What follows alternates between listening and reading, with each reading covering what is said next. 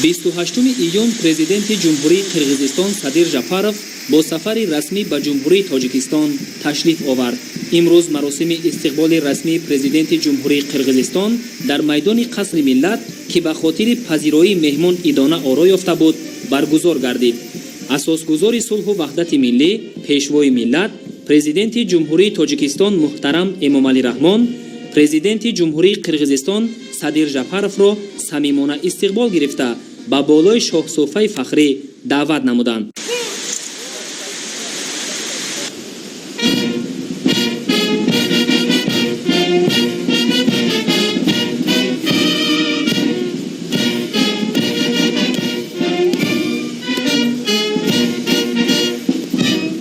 ҷаноби олӣ, президенти ҷумҳурии Қирғизистон ба талаби қарории фахрӣ ба муносибати ташрифи расмии шумо ба сарзамини ҷумҳурии Тоҷикистон саф ороста шуд. командири батальони қарории фахрӣ подполковник ҳофизода.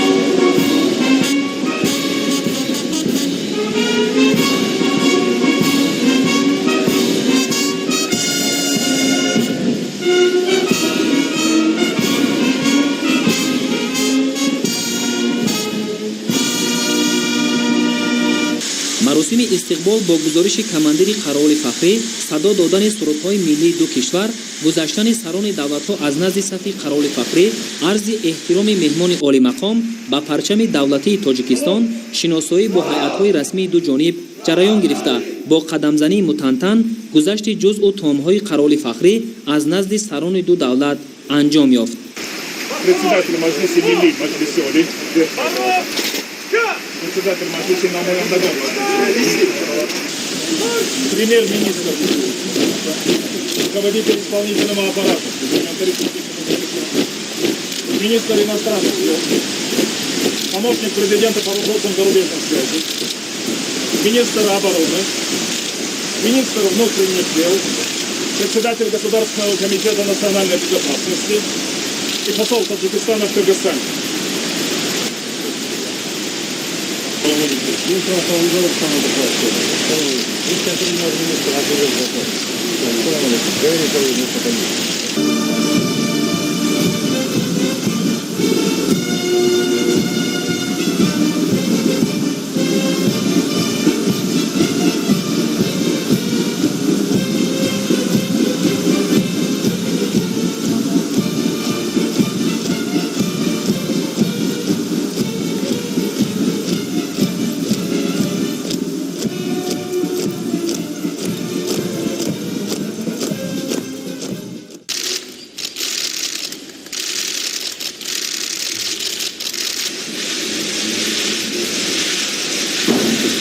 Уважаемый Садир Нургожевич, приветствую вас в Таджикистане. Это наша первая встреча после вашего избирания президентом Кыргызской Республики. Желаю вам всяческих успехов на этом поприще. Мы придаем важное значение вашему официальному визиту в нашу страну. искренне заинтересованы в созидательном развитии двустороннего сотрудничества наших стран, Таджикистан и Кыргызстан, конструктивно взаимодействуют на многосторонней основе. Готовы обсудить с вами состояние и перспективы всего комплекса наших взаимоотношений. Еще раз добро пожаловать. Пожалуйста, вам, Садыр Нургажевич, слово. Спасибо, Имам Шарипович. Выражаю вам благодарность за приглашение посетить с официальным визитом в Республику Таджикистан. С сожалением отмечаю, что трагические события 28 апреля текущего года стали днями тяжелых испытаний, исторических испытаний и скорби. Хочу особо отметить, что обе стороны впредь не должны допустить повторения вооруженного столкновения. Народы Кыргызстана и Таджикистана издревле являются братскими народами. Кыргызы и таджики всегда поддерживали дружественные и добрососедские связи. Поэтому я уверен в том, что совместными усилиями мы найдем пути решения пограничных вопросов. Еще раз спасибо за приглашение и спасибо. پس از انجام مذاکرات وسیع هیئت‌های رسمی تاجیکستان و قرقیزستان در حضور و با اشتراک سران دولت‌ها مراسم امضای سندهای نوی همکاری برگزار شد. پرزیدنت جمهوری تاجیکستان محترم امامعلی رحمان و پرزیدنت جمهوری قرقیزستان صادر ژاپارov زیر اظهارات مشترک پرزیدنت جمهوری تاجیکستان و پرزیدنت جمهوری قرقیزستان امضا گذاشتند. سپس در حضور سران دولت‌ها سندهای زیرین امضا کرده شد. سازشنامه درباره همکاری در ساحه تامینات نفقه و سقوطی اجتماعی بین اگنتی سقوطی اجتماعی و نفقه نزد حکومت جمهوری تاجیکستان و وزارت تندرستی و رشد اجتماعی جمهوری قرقیزستان. یادداشت تفاهم عاید به همکاری در ساحه خدمت دولتی بین اگنتی خدمت دولتی نزد پرزیدنت جمهوری تاجیکستان و خدمات دولتی کادری جمهوری قرقیزستان. یادداشت تفاهم در ساحه سیاست جوانان بین کمیته کار با جوانان و ورزش نزد حکومت جمهوری تاجیکستان و وزارت فرهنگ، اطلاعات، ورزش و سیاست جوانان جمهوری قرقیزستان. سازشنامه عاید به همکاری بین اگنتی ملی اطلاعاتی تاجیکستان خاور و اگنتی ملی اطلاعاتی قرقیزستان کبر.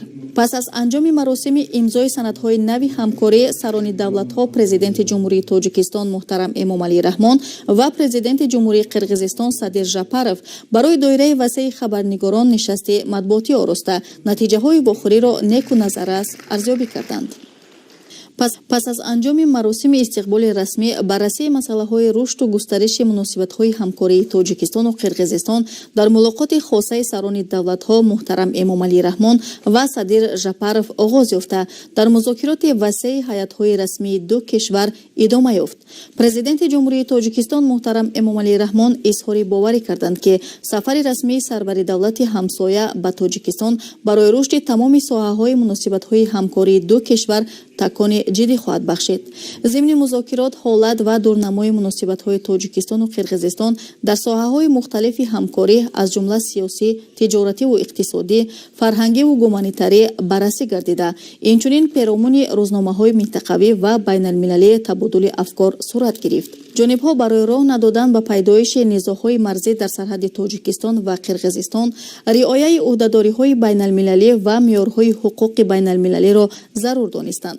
در چارچوب کمیسیون بین حکومتی عاید به دلیمیتاسیا و دمارکاسیای سرحد دولتی تاجیکستان و قرقیزستان پیشنهاد گردید که مسئله مذکور با در نظر داشت منفعت‌های دو کشور و حل مسائل به میان آمده تنها توسط راه‌های آسایشته و اصول‌های سیاسی و دیپلماتی حل کرده карда шавад. дар ҷараёни мулоқот роҷеъ ба кӯшишҳои муштараки кишварҳои осиёи марказӣ оид ба тақвияти ҳамкорӣ дар соҳаҳои сиёсӣ, иқтисодӣ, фарҳангӣ, гуманитарӣ ва ғайра, аҳамияти баргузории мунтазами мулоқотҳои машваратии сарони давлатҳо ки ба ташаккули фазои нави ҳамкорӣ дар минтақа мусоидат мекунад қайд карда шуд. вобаста ба рушди муколамаи байнидавлатӣ, ҷоноб кардани фаъолияти механизмҳои мавҷуда аз ҷумла кори комиссияи байниҳукуматӣ оид ба баррасии маҷмӯи масъалаҳои ҳамкории дуҷониба ва комиссияи байниҳукуматӣ оид ба делимитатсия ва демаркатсияи сарҳади давлатии Тоҷикистону Қирғизистон зарур шумурда шуд.